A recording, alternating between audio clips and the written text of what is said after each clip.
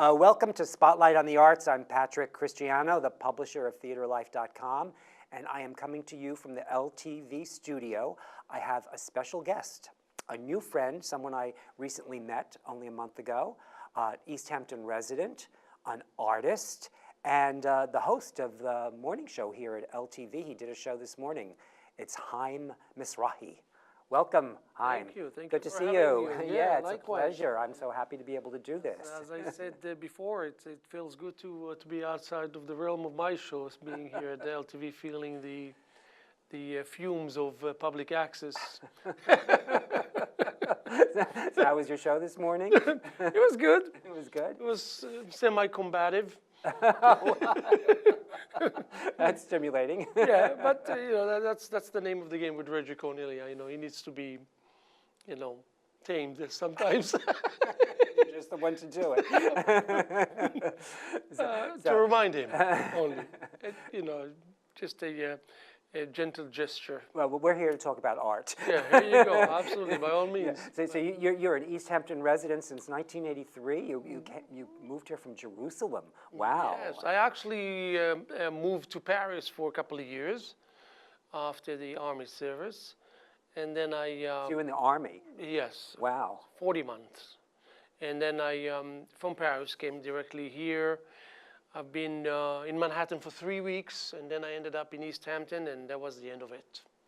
So there was a connection. There was a connection that, because my aim wasn't to stay here, it was to just travel coast to coast Mm-hmm. and to do the things that kids, my age would like to do.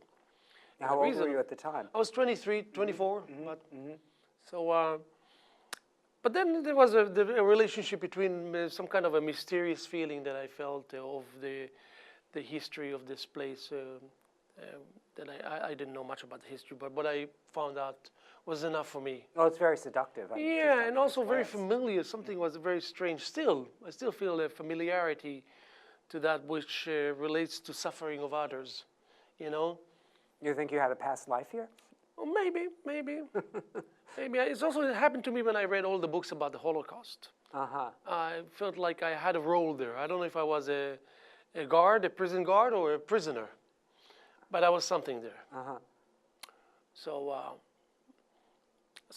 that's pretty much it. So it wasn't second thoughts. It was Jerusalem, East Hampton. It just went perfectly together. No, we have Paris in between, by way And of Paris in between, correct. Now I don't stop at Paris because it's a troublesome place. Uh-huh. So you're a multidisciplinary artist. I mean, you play the drums, you write poetry, you paint, you have a book of aphorisms. I mean, you have your own line of tennis shoes that you design. Yes. Like you're like really very creative. When did you start painting?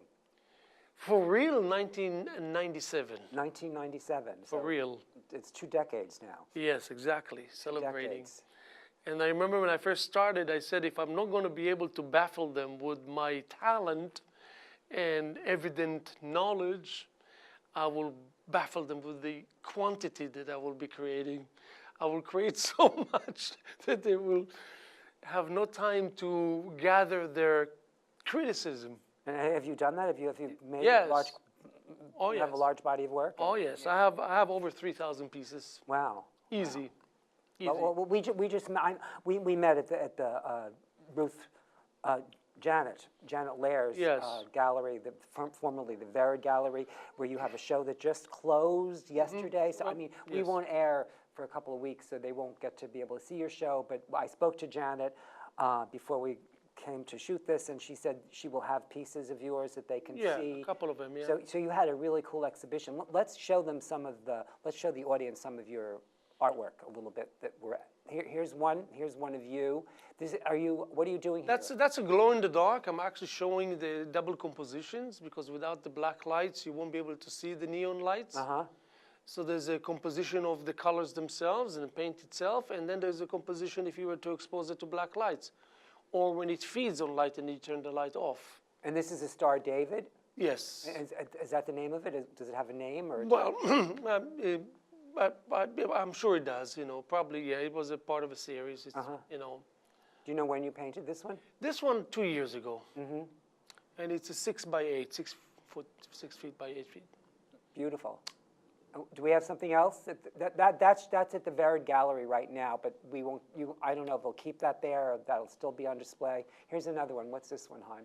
Well, the two ends is the roller coaster, I call it, on the right side and left side, and mixed media with special mixes of material that I do make myself.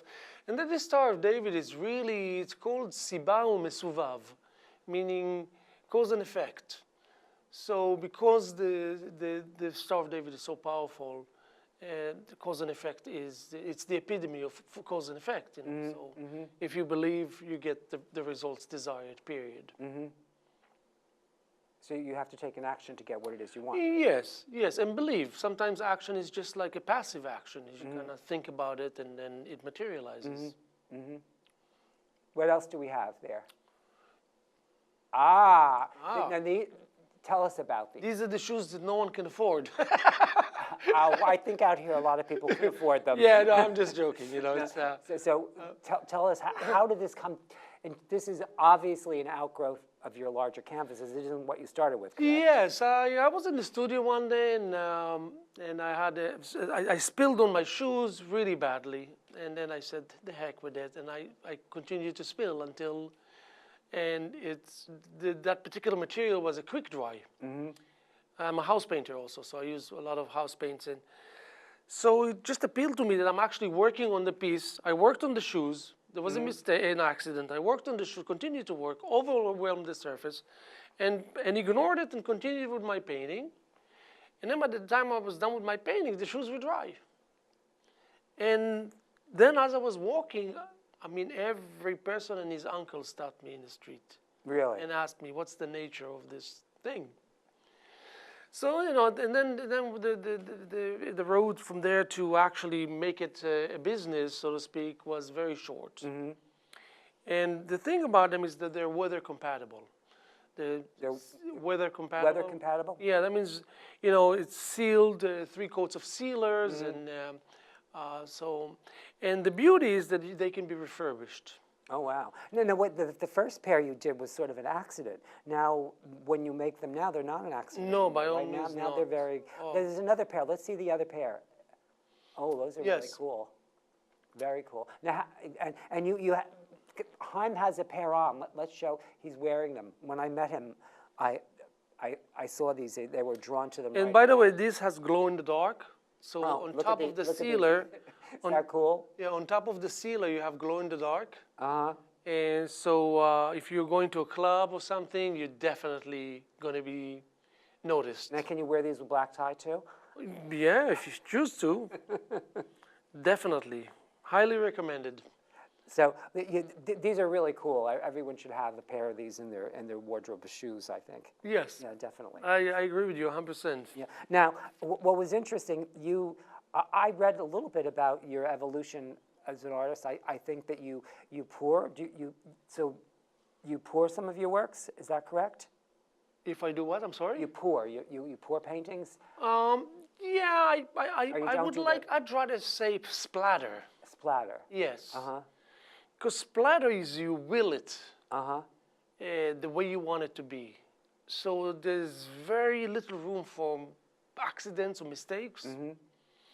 I also developed a technique that I can shoot paint, let's say 20 feet. Wow. Easy. With what? With sticks or whatever that I have available. And I can manipulate after the release. I can manipulate with the swirls, you know. I'm realizing I'm telling you a lot of my secrets already, which is not good. I think we can I'm debate gonna have to that. strangle you at the end of the show. It's not me, it's the audience. It's out there. So, you're right, correct. Yeah, I'll take it back. I have a gift for that. What can I tell you?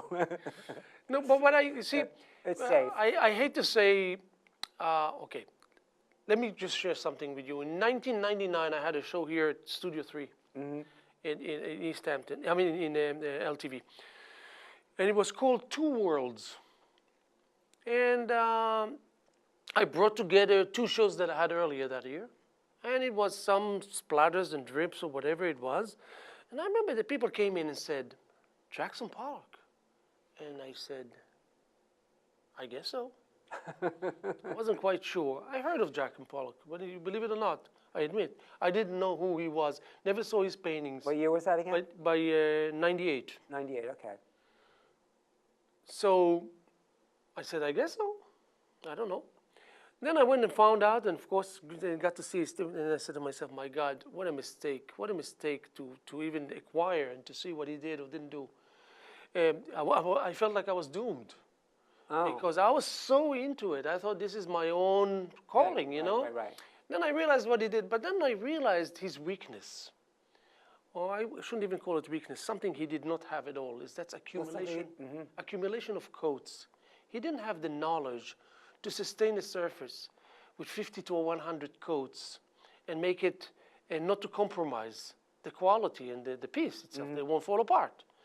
So I brought my experience as a house painter and as a drummer. That's why they call music sheets. And I know how to implement a composition vis-a-vis music, vis-a-vis counting as a drummer would.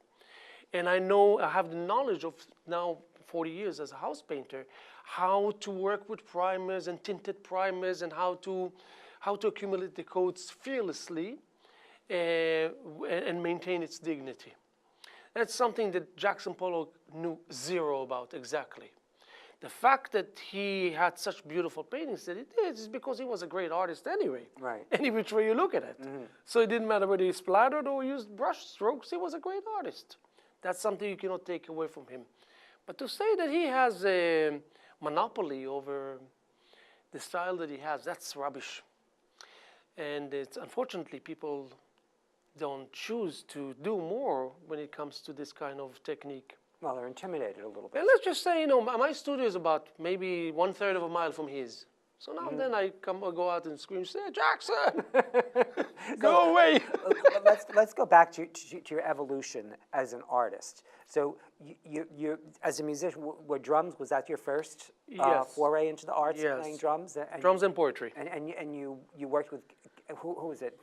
Kenwood Denard. Denard, who's a world famous. He's a great drummer that played with Bill Evans and Sweet Basil for many, many years. Oh, I know Sweet Basil. And he's a leader in fusion. All the eras of the. By the way, he's deaf in one ear and half deaf in another. But he revolutionized.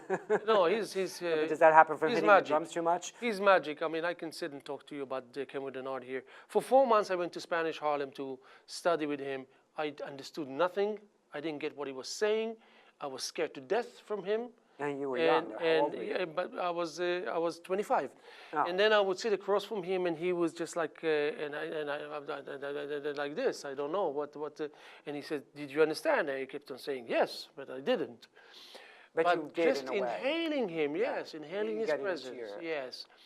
I always said I have problems with soloing. Now I do nothing but solo, you know, because the style, it's like no punctuation, meaning easier. one. Give it to them, the ocean of words, you know. But now, how long was it once you started drumming before you started painting? That was. I would say about 15 years. So what did you stay drumming all the time? Oh, I still And do. did you start writing? I mean, how soon? Writing runs in my family. So he has a book of aphorisms too. There is no simple way to say simple things. Now when did you do this?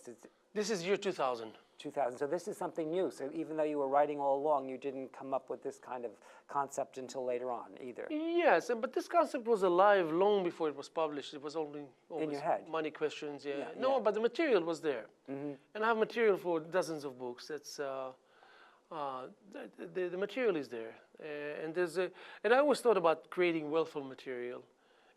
Creating what? Wealth Wealth material. of material. Yeah. Oh, you mean a wealth, a lot of material. Yes, yes, and then you know it's like I always wanted to be ready. So I mean, if somebody comes and say, "I have a space for you. Do you have 20 pieces you want to show right now?" And I said, "Of course, by all means." And there's always new groups, new body of work. Always, I don't wait. I don't create according to a show or something that's coming up. I always paint. And then I wanted to create a reality where quantity is also quality. You know how in our society they tell you, don't rush, don't this, don't don't compromise the quality because you're doing too much. That's nonsense. In my eyes, it's nonsense. No, I agree too. It's like, No, the more you do, the better. those who envy you will talk to you like that, maybe. But, but this is the way we grow up. This is the way society is, and the existing concept. That's When you start a piece, Haim, do you have an idea of what you want? Do you have something you want to communicate, or is it just does it come out of the process of doing it? What comes first? Well, nothing really comes first. It's I'm a master of the moment. I'm a master of the surface. The surface comes to me. The surface does not dictate anything. I'm a technique-oriented individual that, by doing so, allowing space for the subject matter to come to life. So that means I will not approach a blank canvas with a subject. That's what I'm, Because the subject is pre-existing. Okay. Now, in order to wake it up and bring it to life, I need to utilize it vis-a-vis a technique. Right. I.e., an attitude in place, or because I know that I have an eye for color as a given. I know that I have an eye for composition as a given. I don't even bother to ask myself whether I have it or not, whether I have it. It's established. So I don't have any arguments whether I do or not, so I preserve and conserve my energy, and the energy going directly into actually thinking about technique.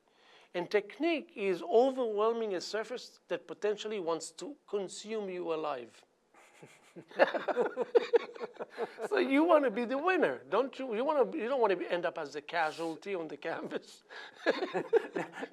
But what I was trying to get at is, like, obviously each piece of work has something to say, right? Correct. So at what point do you discover what it is you're saying with the canvas? All along. All along. But if you don't have an idea when you start, it has to come somewhere in the process. No, I have an idea. The fact that I have extreme freedom doesn't mean that I'm loose in the way that I want to achieve things. I'm very purposeful. I'm very focused. So it depends. I work on many things at the same time. So certain things belong to a certain group of thought and others to another group of thought. So, I have a lot of techniques that spans from splatter into pointillism. I know the value of a brush stroke. Right. And I've done that by the thousands. And so it all depends. But the attitude is one and the same. Doesn't matter which style I'm activating. Right. And it is that actually my technique is my strength, and my technique forces the subject to come to life, inevitably. Okay. So now, like, which is different when you're writing. Now, I asked you to bring a poem to read for the TV audience. Now, when you do a poem, you have a concept of what it is you want to say, right? I used to. So let's hear your poem. What do you have for us? Well, I even gave it a title because I said I don't want to get in trouble with you. We had a debate when we first met. He gave me one of his poems to read, and I said it had no punctuation, and I said it needs punctuation. So we got into a heated discussion about punctuation. Yeah, it will be an ongoing battle, I think. I'm not trying to consume you. By the I'm way, just trying to inspire I'm going to you. read. Yeah, I know. You're a good guy. I value your opinion. Thank you. I Which I value yours hardly too. ever say to anyone. Whoa! You hear that, everybody? But this is called Controlled Risk. Controlled risk. And it's a different poem than what I said I will. Oh, you switched up on me already, huh? You can't be prepared with him. So, okay, let's be dramatic a little bit. There, as you are, section and action in your face, that as you shines with she is of light. roller and controlled risk of overlooked knowledge, tremendous split moment with a low anchor, telegardening, spite and make it known it's yours as you brought to life. Adaptation, of course, follows in the direction anyway. Pledge of ring and kind, lots testing, flat nose tends through staring, complimenting eyes hovering, cough, as no matter open the mouth and imagine the consumption, dredge and carve. Well, that's deep. That's not as light as the other one you were going to read for me. No, it is light. It's actually lighter than the other one. Oh, really? But I tell you, for example... Maybe it was something about reading it that makes it easier than coming from out of you. But I wrote a lot of poems about, hey, you're my friend, give me your hand, let's go to the garden together and see the flight of the birds and from branch to branch and how wonderful the sun rays are breaking through the available space. And, I wrote a lot of poetry about, love and feelings and hundreds of them. Well, do you have a preference of how you like to express yourself? Nowadays it would be staring in my thumbs. Seriously? Typing, yes. Really? So I'm focusing. So writing is your preference? Is Yes. that what you're saying? So what happens is my poem is all about how But I don't mean about. I mean as opposed to playing the drums, making a canvas, or writing. Do you have a preference of how you like to express yourself? Is it the writing that's the strongest, really? Writing is it's the easiest task for me to write. I can write endlessly, really. I mean, and obviously it's available. You're there doing it. But it's cross implementation. So what happens is that if I'm successful, for example, if I have a problem in front of the canvas, which I do, believe it or not. No, yeah. I'm like stuck or whatever, didn't, saying, "Oh my God, this did not agree with me, and why did I do wrong?" Then I go to my poem. Take a break. And then I type and I remind myself that the technique is one and the same, and this is easy. So when I do that and I accomplish that, I go right back to the canvas and that block is gone. And I have electric drums in the studio. And it's the same. If I have a problem with writing or with the canvas, I go to the drums and I'm fluent there. The language is pouring out. And when I accomplish that, I go back to the canvas or go back to the poems. So it depends what kind of delays or obstacles I have. So you get fed from Yes. Are they different sides of the brain, writing and painting? Well, I don't know what kind of answer I can give you. You don't have to. You just answered it. I don't know if I have an answer. We're running out of time, and the time goes so Really? fast. Yeah, well, it's getting close, and I wanted to talk about Michael Kniegan a little bit because Michael was a really good friend of mine, and I read that he mentored you. Yeah, he was my brother. Yeah, Oh, well, yes. Michael designed all the postcards and the posters for plays that I did in New York, for Pincher and Williams, 2 plays I did, and Al and the Pussycat, and he was a big fan of mine, so we have something in common. Oh yeah, he loved my work, and he was so generous with the direction and the gestures and the suggestions and the help that he gave me, and just love and friendship. He definitely was my brother. Oh, wow. Oh yes, I miss him incredibly, incredibly. I always used to love going to his house and have a sip of whiskey together and chat and reflect, and he was one of the few people that I would allow come to my studio. Oh, wow. Michael and I live on the same street. I used to I used to walk down to his studio, and I would sit over his shoulder while he designed, helping him tweak posters or something. He was solid. Like that. Yeah. He was solid. He was the real deal, yes. Yeah. I loved Michael very much too. Yes. He was also a big fan of mine as well. Yes, he was very generous. You don't get to see that many people. Well, he was real. Correct. He was real. Real is the right way to go to describe it. Yes. So how did you meet Michael? Well, just from the group of artists here, that we were together, and I think it was Bill. What's his name? Another artist here. He died when he was 97. Bill something. We met at his house. But there was a huge artist group like we have today also. Getting together, going out to dinners, and and inevitably you get to meet people. So early on I met him, and it was a good thing for my karma, you know. You believe in karma then? Yeah, I do. I believe in destiny karma. too? Oh yes, by all means. It's reckless not to. Ah, you think so? Oh my God, what did I say? I need to come again to figure these things out together. Invite me again. I want to go back to, because we're running out of time, and I just want to remind everybody that you can see Haim's work at Janet Lair, formerly Vered Gallery, in the passageway opposite the movie theater in East Hampton. She will always have something up there for you to see of his work, so step in. You won't get to see the show that's coming down, unfortunately. And we have just a few seconds. I'm going to open up your book of aphorisms to just one and leave the audience with one. I'll let you read it. You want you to read it or me to read it? You read it. I'm just going to open this random. This will be the message for the day. Okay, here you go. From Haim. From his book of aphorisms. Okay. Okay. When one is intense, one is closer to God. But the closer one is to God, the less intense one becomes. That's a good one. Think about it for the day. And if you get intense, get closer to God. Yes. Then you realize. You're already close. Yes. Here you go. Just move in. Yes, exactly. Thank you so much for coming. It Hey, was really Patrick, cool. I really appreciate Yeah, it. it's my I pleasure. hope you can invite me again so we can talk Yeah, about we have more to all the- talk about. We just barely Yeah, scratched or the maybe I'll surface. invite you and drag you out of bed.